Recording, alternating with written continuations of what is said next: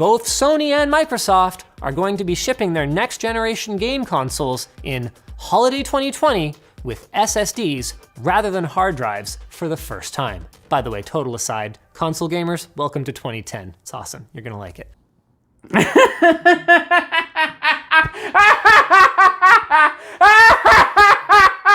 my God, that's so funny. You guys get it? It's funny because consoles are weak and bad. Oh my God, it's so original. Ah! Now, I'm not here to attack specifically PC gaming as an overall platform because I can see arguments about preferring PC gaming over consoles and the benefits and trade-offs that comes with that. No, I'm talking about the PC master race. Those people who self-identify as PC being so superior to consoles and say console weak and console bad, even though they literally don't regard the specific context in which that technology was implemented in the first place. Now let's go back to that Linus SSD comment here, and really? You have a whole staff of writers and that's the best thing you could come up with? And while technically it's true, right? PC users have been able to use SSDs since the late 2000s, early 2010s. What the actual sentence is implying as the burn is, when you look into it, actually a total, utter lie. What Linus Tech Tips here doesn't tell you is that even though you could put SSDs into your PC since 2010, they were ungodly expensive for the average gamer to even try to put in their system with a reasonable capacity. And what pisses me off even more is that Linus knows his technology history. He has talked about in videos the history of flash memory and SSDs in general, and he's talked about how it was harder to get SSDs in the early 2010s, but yet we gotta pwn the console players and then straight up lie to the audience just to make a sick burn against those peasant consoles. And it kind of also implies that the PS5 and the Series X are also just catching up. Like, they just freaking got like SATA 1 like SSDs, but they're using PCI Express 4.0 NVMe SSDs.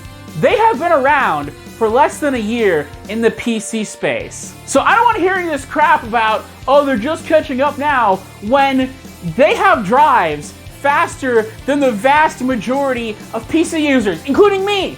My NVMe drive is a PCI Express 4.0. If I buy a PlayStation 5, it has a faster drive than my fucking video editing computer. I have a motherboard to support it, but I didn't buy the drive. You know why? Because they're fucking expensive. The best comparison I can make is someone who's a TV enthusiast and bought an OLED TV in 2012 for like $100,000, and then bitching and complaining to someone who just bought an OLED in 2020 for like $1,500, and he's like, man, I got that shit back in 2012, what the hell is wrong with you? Owned, not telling you that it cost $100,000 and the technology was worse than what we have now. I mean, Power Man, why does this even matter? I mean, it was just a throwaway joke at the end of one video, and Linus even apologized for dunking on the PS5's SSD and arguing with Tim Sweeney about it on Twitter.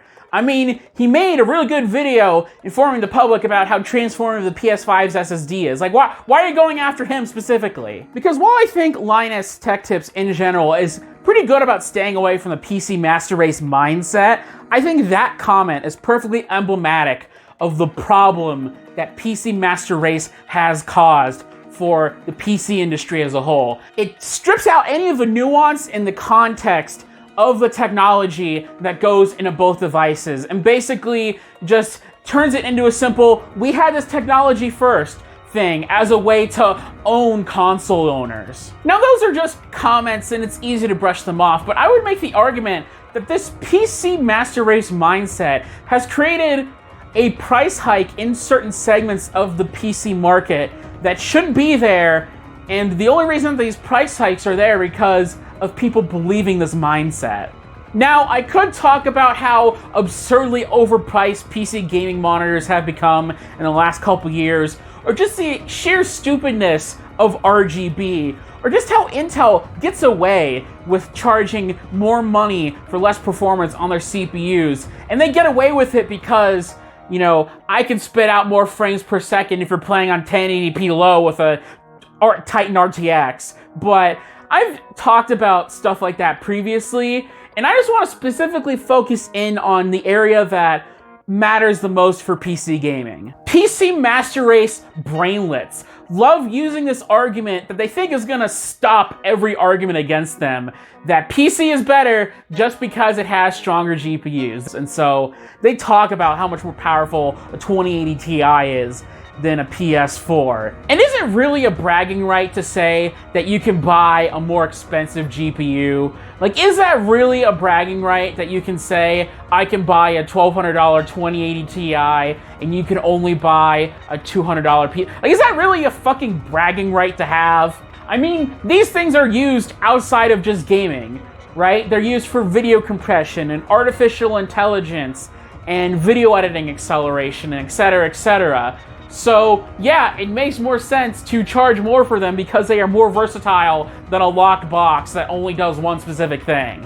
And the other thing I never see people bring up is that the PC GPU has more middlemen before they can sell it to you, the consumer, and generally they charge more for it than the equivalent GPU of a console, right? Because a console, they can afford to take a loss because that's part of the whole ecosystem of games. Whereas with the GPU, AMD ain't selling any games, so if you want a high-performance GPU from them, you're gonna pay the full price. And that's not to mention that they spend, you know, millions of dollars in R&D and research for more iterations, so they need to make up that cost in a smaller size market overall. And let's also not forget that AIBs with their custom cards take a cut too. But look at the GPU price hikes now, right? $1,200 for a 2080 Ti, $700 for a 2080 Super that barely performs better than a 1080 Ti with less VRAM. And don't believe me? Well, the 1080 Ti was $700 at launch, and 2.5 years later, when the 2080 Ti came out, that it was $1,200. And that's only for 30% more performance for $500 more.